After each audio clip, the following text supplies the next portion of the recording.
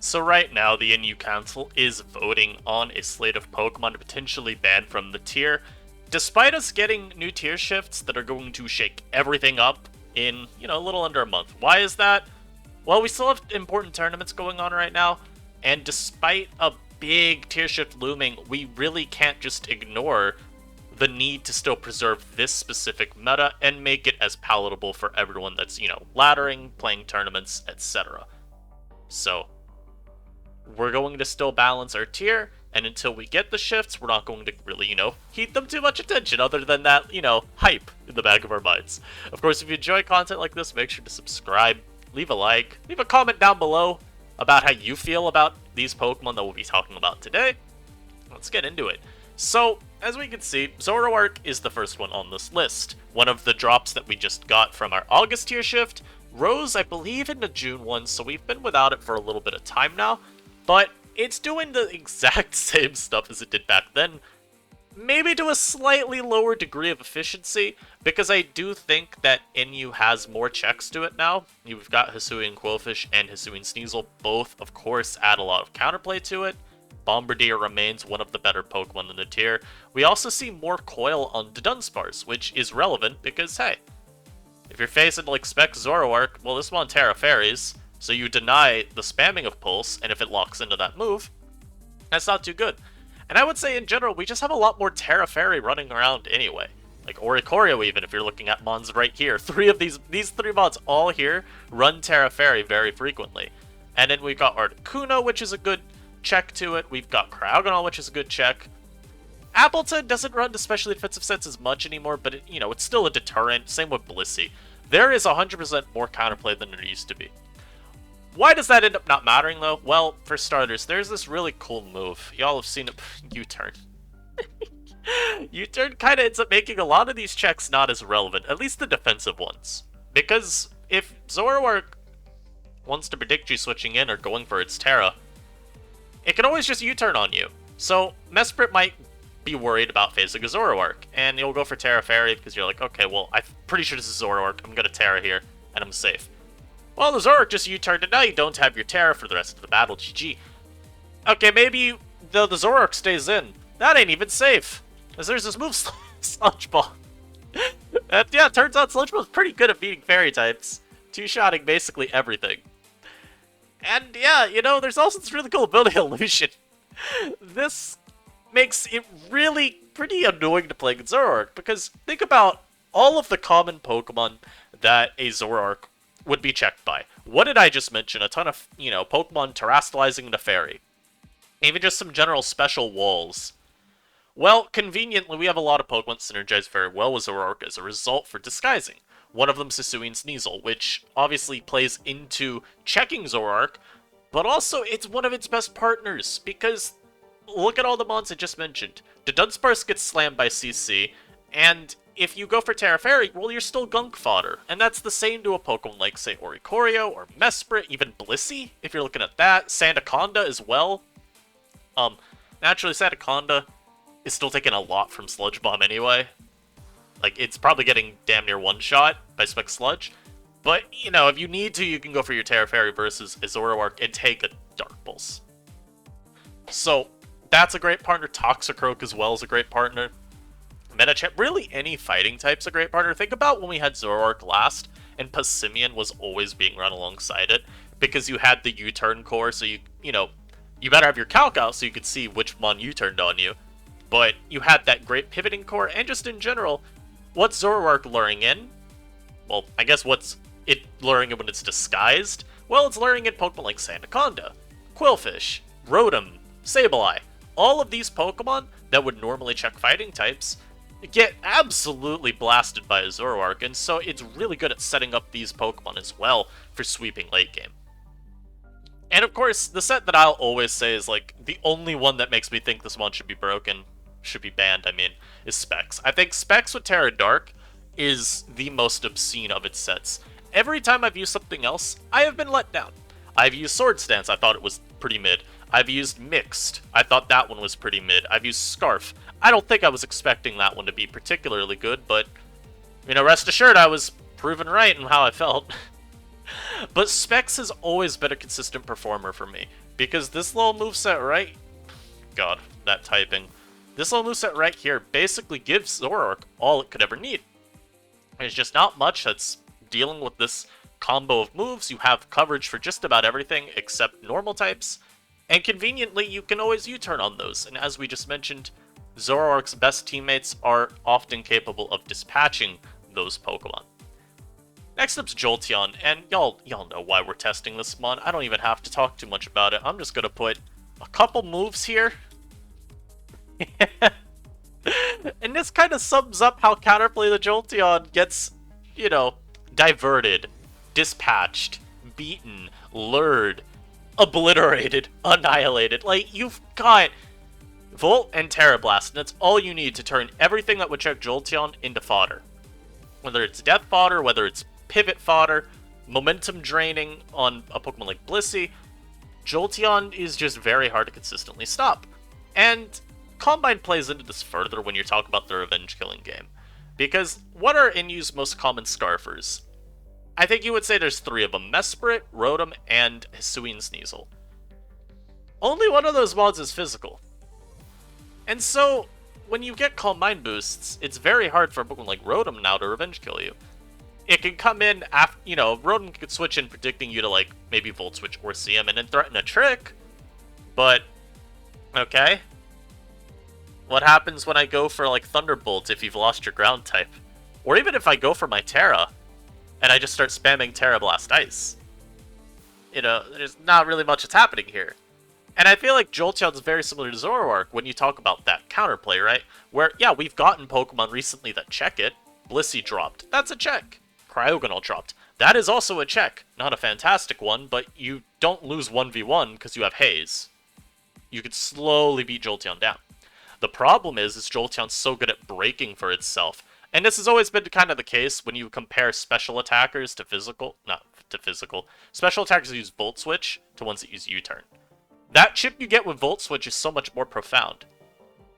Because U-turn's pretty widely distributed on Pokemon that don't get stab on it and just use it because it's a good pivot move.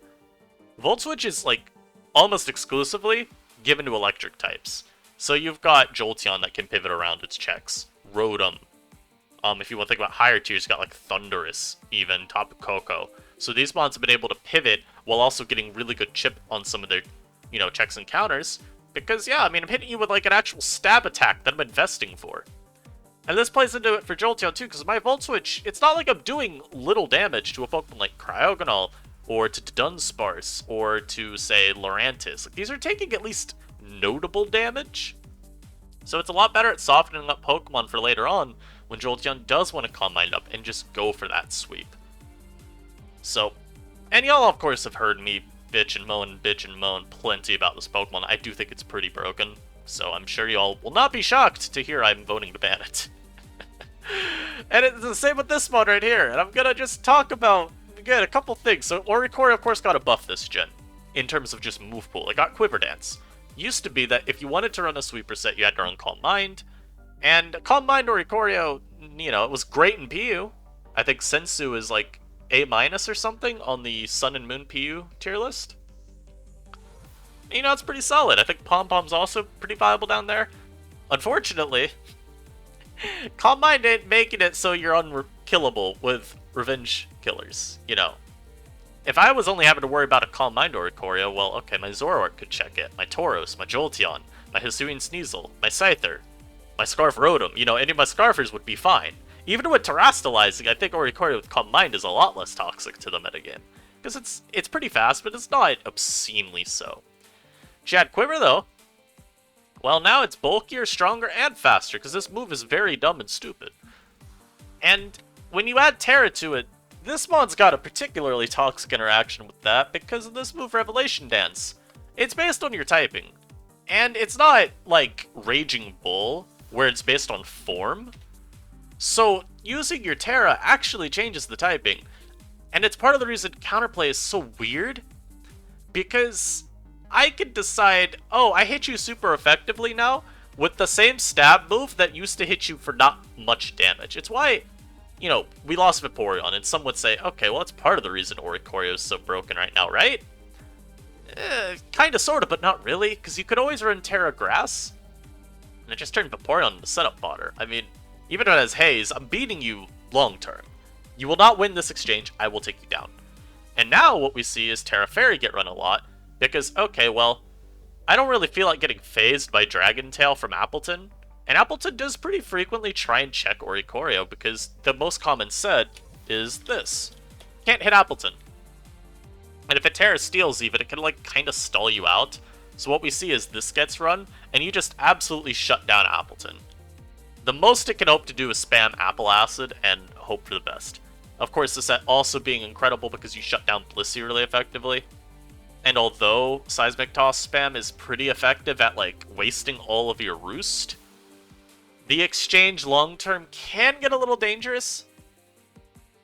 Especially because we've talked about this before when comparing Blissey to Chansey. Chansey is technically bulkier, and so it did actually match up a little better because you didn't take as much. Blissey takes, I think, what, like 5% more-ish?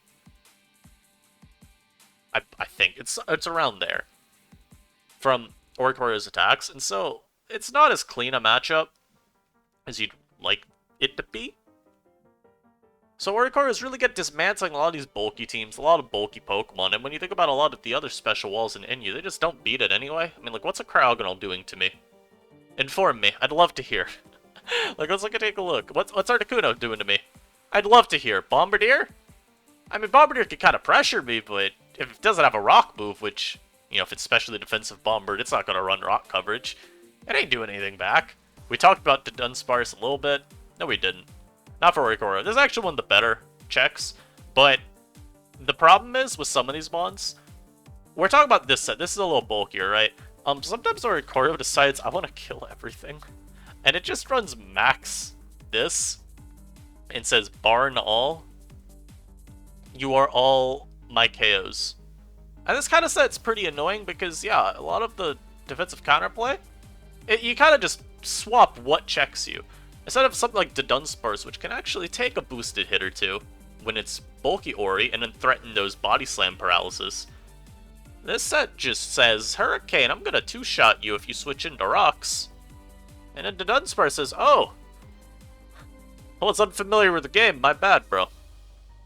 And then we still gotta mention, of course, this is very negotiable. I can run ground. And then your Rotom, or your Jolteon, might just get blocked entirely from pivoting. I can still run grass, because Samurott exists in the tier now, and it can run Jet. Bruxish still is around, and it can be Scarf, or have, you know, Jet.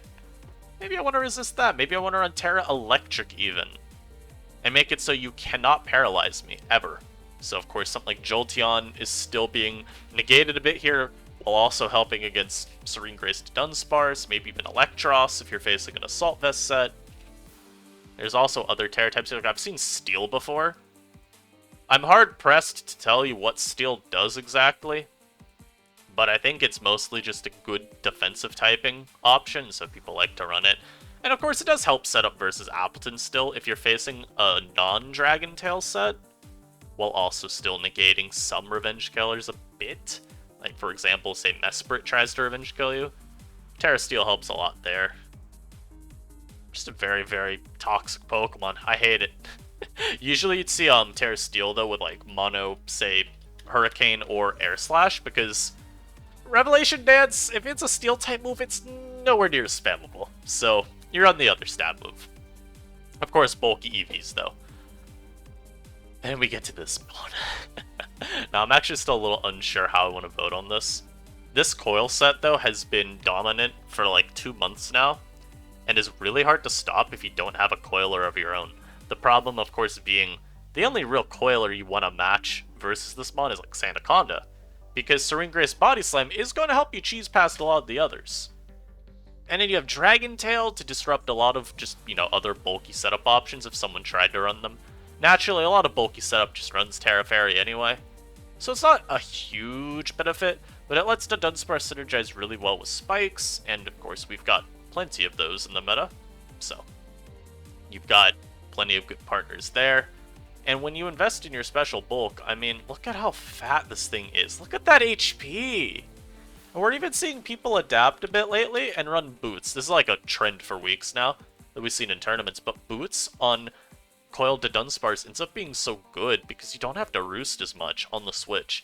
You're able to find opportunities to come in against a lot more of these special attackers, particularly the weaker ones, like if you're thinking about switching into, like, say, a Cryogonal or an Articuno, which is kind of scary to set up versus, of course, because they got Haze, but you're not taking as much damage on the switch in. You don't have to worry about the opponent getting up all their spikes and then you taking, like, 45 because you switched into a Freeze Dry. And you can just start throwing off body slams. It gives it a lot more, I would say, presence in the early and mid game because, yeah, when I'm coming in, I don't have to worry about hazards. So I can get my safe switch. Maybe I coil if I think I can win the game, but a lot of the time I'm just going to start slamming. And this one's hard to take down, too, because, again, we talk about the bulk, we talk about Terra. Becoming a fairy type does flip a lot of matchups. It means that, any fighting type, a lot of them do run choice item, have to be really careful around you because if they CC, well, you're not doing damage. And only 2 of the fighting types really have a move that is going to threaten a Terra-Fairied Dunsparce. Right? You've got Hisuian Sneasel and Croak that can gunk you. And once you get enough coils, that ain't even KO. I'm letting y'all know that right now. This mod can boost past the KO threshold, so that's a little dangerous as well. But what's also worth paying attention to as well is Calm Mind. Like, the difference between checks for both of these sets is pretty profound. Of course, on this, you're going to run full Fizz Def instead. Because Calm Mind says, okay, well, maybe your Coil Sandaconda could check me previously, right? You're going to coil up against me, we're going to have a coil off, and one of us will crit the other and win. Well, this set says, I'm going to just beat you.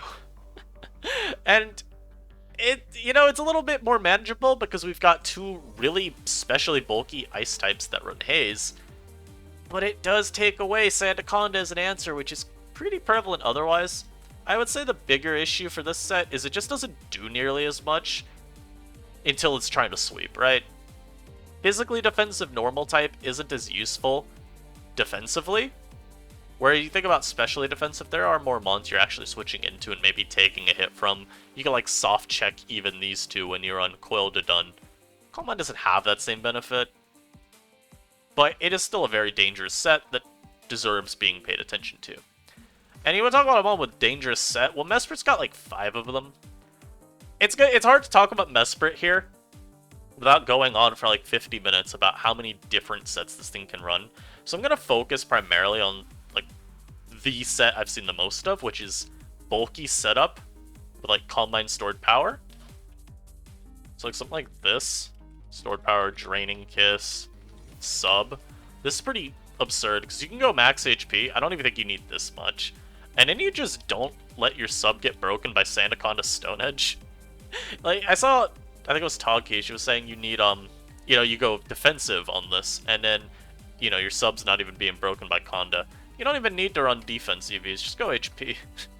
That way you're getting bulk on both sides. You go, like, Timid, maybe you run speed for, like, Samurott, if I can ever let it get to there, thank you, and then just go, like, this. And babooey. You're incredibly hard to take down. Of course, Terra Fairy, again, playing a crucial role here because, hey, normally I'm weak to Dark. What if I wasn't, though? And then you get the Super Stab on Draining Kiss, and remember, with how Terra works, this move goes from 50 power to 60, and then it gets stabbed, so it's actually like a 90 power extra attack you got, which is pretty cool. In Terra Fairy, you can't be Dragon-tailed out by an Electros or a Dunsparce or an Appleton, which is really useful. And it's really good at snowballing games out of control. The only thing is, it's very slow to get going, which makes it a little easier to deal with if you're able to just prevent it from setting up. That is pretty good counterplay. However, it can be kind of difficult to do that at times because it's got a lot of defensive utility. Again, you can come in on Sandaconda, you can come in on a lot of other things once you've Terra Fairyed. And Substitute also makes you completely immune to Toxic, so you're not even worried about a Quillfish outspeeding you and then throwing one off. But hey, if you run into, like, a Muck, well, that mon ain't checking you.